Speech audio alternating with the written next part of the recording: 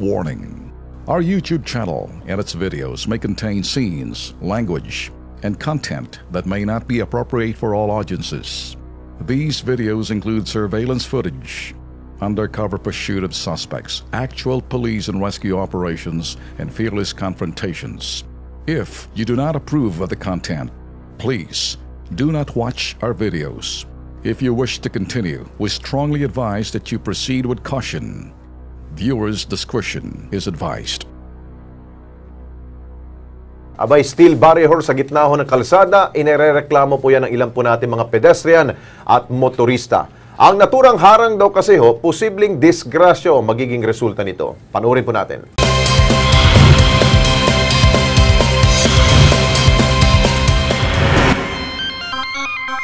Sa unang tingin, akalain mong maayos na nakatayo ang steel barricade sa kabaan ng Espanya Boulevard. Naispatan namin ang barricade na ito sa may Caico Street, tapat ng isang kilalang universidad. Delikado yan. Maraming mga motoristang madidisgrasya dyan. Dapat yan, alam ng City Hall yan para mga motorista tulad ko, hindi kami nabubulaga. Cause pa ng aksidente yun. Pero anumang oras maaari itong bumagsak at maging sanhi ng aksidente sa mga motorista. Papaano ba naman kasi ang tanging nagsisilbing kapit na lamang kable ng kuryente? Dapat siguro maayos nila kagad para mas maiwasan yung aksidente. Para iwas na yung aksidente sa mga motorista at para tuloy-tuloy na rin yung way nila na hindi masyadong traffic dito sa Espanya. Para convenient sa lahat. Napapansin ba ito ng lokal na pamahalaan o baka naman nag-aantay muna sila na may madisgrasya bago sila umaksyon? Nako naman, Mayor, huwag nyo nang antayin na may masaktan. Baka sa huli, ito'y iyong pagsisihan.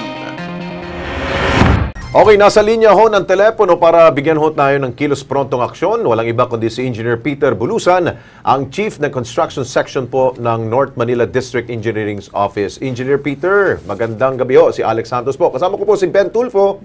Yes, sir. Good evening po, sir. Opo, ano ba ho nangyari po sa railings ho natin dyan po sa may area ho niyan, sa lungsod ng Maynila sa Espanya? Mukhang ho yata ito'y nabangga yata ho, no? Pero bakit hindi ho po ito nakukumpuni ho, sir? Sir, yan po, nabangga nga, sir. At kanina, sir, napahit na po namin, nakita na po yung nabanggang, yung nasirang railing sa gitna po. Yes. Okay. Mabuti naman po dahil anytime siguro pag kumalas po yan, baka liparin po yan ng hangin. Maaari po mangyari po yan, sir, no? Yes, sir. Yes, sir. So may action na po kayong ginawa? Tapos na po, sir. Tapos na po. Ay, very good, very good. Ang bilis ng action nyo, sir, ha? Diyan ako bilib sa engineer. Kilos pronto, malakidlat pala. Oy. Ayos, sir. Engineer, thank you so much po, ha? Okay po, sir. Okay, on time po. Sana check nyo rin po lahat ng area. Hindi lang po yung sirang parte na ano. Alam mo, Lex, may mga nangangalakal kasi ng mga bote, bakal. Baka pag nakita yan at pag medyo hindi mo naayos, kung minsan nga sa mga malalawak na lansangan, nakikita nila yung mga barrier din, mga tubo-tubo, kinukuha, nilalagari, ninanakaw madaling araw alam mo naman kasi, iba tayong mga Pinoy pag nag-isip Kung pag-uusapan livelihood program. Okay, thank you sa aksyon ng City Government ng Manila.